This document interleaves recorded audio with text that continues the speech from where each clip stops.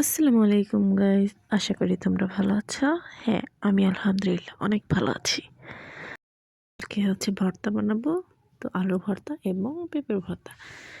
চলুন কীভাবে বানাতে হয় দেখে আসি। তো ফার্স্টে আমরা পেঁয়াজ ভেজে নিয়েছি,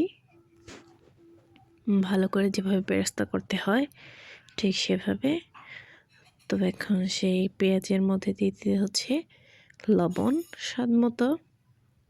তো লবণ দিয়ে দেওয়ার পরে দিতে হচ্ছে ভাজা শুকনো মরিচ। তো আমরা ভাজা শুকনো মরিচ ভেজে ব্লেন্ড করে রাখি, তো সেটাই দিয়ে দিচ্ছি। তো এখন হাতের সাহায্যে ভালো করে মেখে নেব। তো মেখে নেওয়ার পরে আমরা 2 ভাগ করে নিচে দেখতে পাচ্ছেন। তো অল্প একটু রেখেছি, সেটা হচ্ছে পেঁপের ভর্তার জন্য। তো পেঁপের ভর্তাটা আমরা রেডি করব। এখন বাকি যে মরিচটা আছে ওটা আলাদা করে রেখে দেব আলুর ভর্তার জন্য। তো পেঁপে তো অনেক নরম হয়, তো বেশিক্ষণ লাগবে না পেঁপে ভর্তা বানানোর জন্য। তো এই যে দেখতে পাচ্ছেন পেঁপেটা আমি ভালো করে মেখে নিচ্ছি। তো দেখতেই পাচ্ছেন কতটা সফট হয়েছে, নরম হয়েছে, একেবারে গলে গেছে।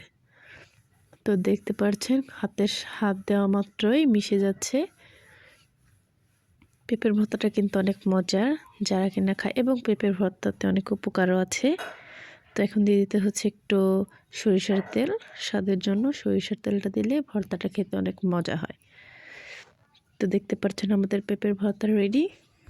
তো এখন বানাচ্ছি আলুর ভর্তা। তো আলুর ভর্তা পেঁপের ভর্তার মতোই সেম। তো দেখতে পাচ্ছেন সবগুলো আলু আমি এখানে নিয়ে নিয়েছি। তো এগুলো ভালো করে এখন মেখে নিব। চলুন দেখে আসি কীভাবে মাখতে হয়। তো এই যে দেখতে পাচ্ছেন যে একটা একটা করে ভালো করে আমি মেখে নিচ্ছি। তো দেখতেই পাচ্ছেন কতটা সফট হয়েছে, আলুটা সেদ্ধ কতটা ভালো হয়েছে।